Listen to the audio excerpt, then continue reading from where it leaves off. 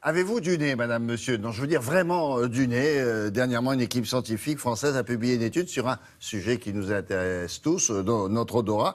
Et figurez-vous que le fait d'en avoir, ou un bon ou un mauvais, n'est pas sans conséquences sur notre santé. Alors comment? Pourquoi? Laurence Beauvillard a voulu en savoir plus et pour ça, elle a rencontré les chercheurs à l'origine précisément de cette enquête-là.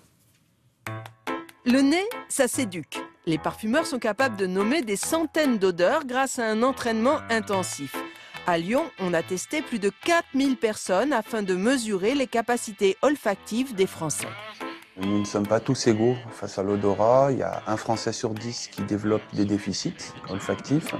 Et après 55 ans, c'est environ 1 sur 5.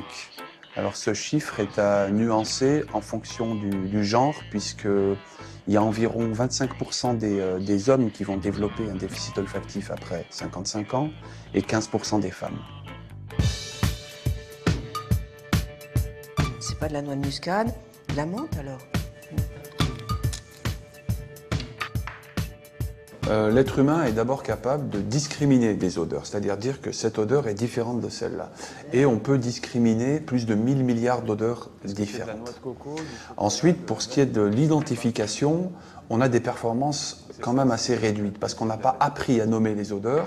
Et si je vous présente une centaine d'odeurs, vous allez pouvoir en identifier 30 à 40. L'odorat a au moins 3 fonctions. La première est une fonction de protection. Ça nous permet de détecter si un aliment est avarié, par exemple, ou détecter l'odeur de gaz. La deuxième est une fonction en lien avec le goût et l'alimentation. On peut reconnaître et apprécier les aliments grâce à l'odorat. Et la troisième est une fonction plutôt de plaisir. Grâce à l'odorat, on peut apprécier un parfum ou une fleur.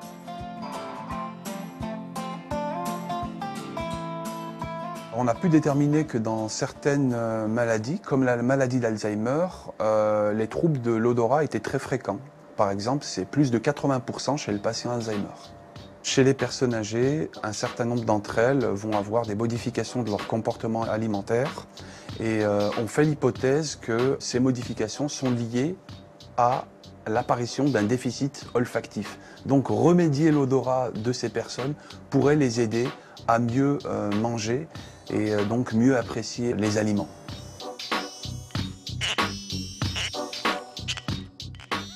Cette étude a également permis de mettre en évidence l'importance des odeurs sur notre morale. Ainsi, un tiers des personnes souffrant d'un déficit olfactif font ou feront une dépression. Ah, je vous avais dit, hein.